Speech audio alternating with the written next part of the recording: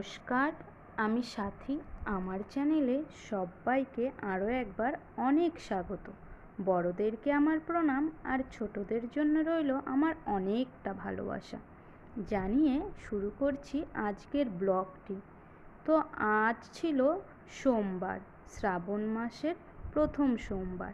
আর শ্রাবণ মাসটা তো মহাদেবের জন্মমাস, এটা তো সবাই জানে।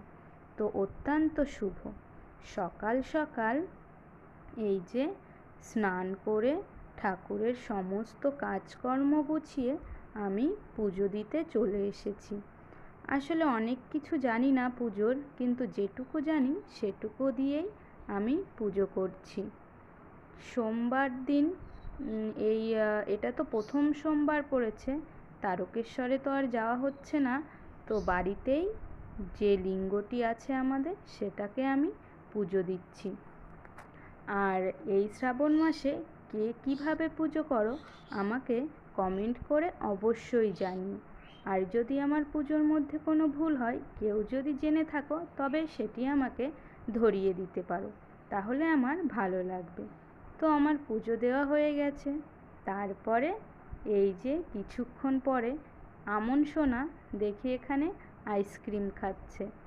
আসলে আইসক্রিমটা বাড়িতে বানানো হয়েছে, ও তো পেয়ে ভীষণ খুশি। আর এই দিকে এই যে ইয়াশ বাবা, ওর শরীরটা খুব খারাপ। দেখুন, মুখে আজ কোনো হাসিই নেই। বড় মার কাছে রয়েছে, আবার আমার দিকে একটু একটু তাকাচ্ছে। তারপরে এই যে অনেকটা সময় পরে দুপুরবেলার খাওয়া দাওয়া, এখন খেতে বসেছি। আজ রান্না হয়েছিল এটা একটা চুনো মাছ দিয়ে শাকের তরকারি, আর হয়েছিল বাটা মাছের ঝোল। আর মা ওদিকে আবার প্রসাদ খাচ্ছিল। তো খাওয়া দাওয়া সেরে বিকালবেলাতে একটু হাঁটতে বেরিয়েছি। দেখুন এই হাঁসগুলো, আসলে এগুলো আমার পাশের বাড়ির একটা দিদির। কি সুন্দর লাগছিল তিনটে হাঁসকে, একেবারে সাদা ধবধবে। তো হেঁটে বাড়িতে ফিরেছি। তারপরে সন্ধ্যা দিয়ে এই যে নুপুরটা অনেক দিন পরিষ্কার করা হয়নি। আসলে সব সময় জুয়েলার্সে আমি দিই না, আমি ঘরেতেই এইভাবে মাঝে মাঝে পরিষ্কার করে নিই। জানেন তো, খুব ভালো পরিষ্কার হয়। একেবারে জুয়েলার্সের মতন না হলেও জুয়েলার্সের থেকে কম কিছু হয় না।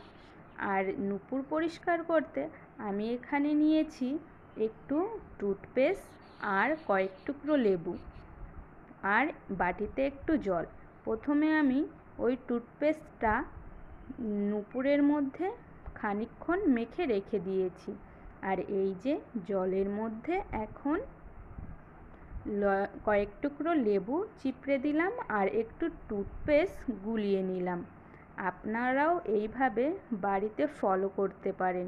আসলে জুয়েলার্সে দিলে আমি দেখেছি যে নুপুরটা, যে কোনো জিনিসই পালিশ করার পরেই অনেক হালকা হয়ে যায়।